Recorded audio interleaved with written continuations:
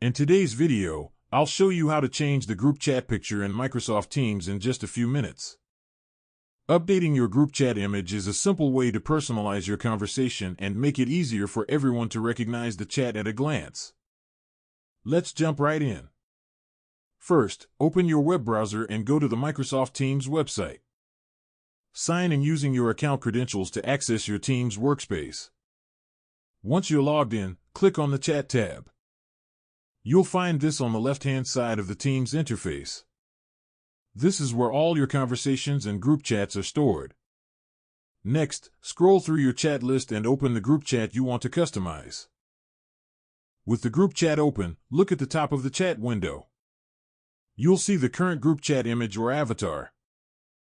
Click on this image to open the customization options. From here, you can choose to upload a new picture or select an emoji. If you decide to upload a photo, pick something that represents your group, such as a logo, a team photo, or any image that fits your chat's purpose. Click Upload Picture and browse your files to select the image you want to use. After choosing your image, make sure to save your changes.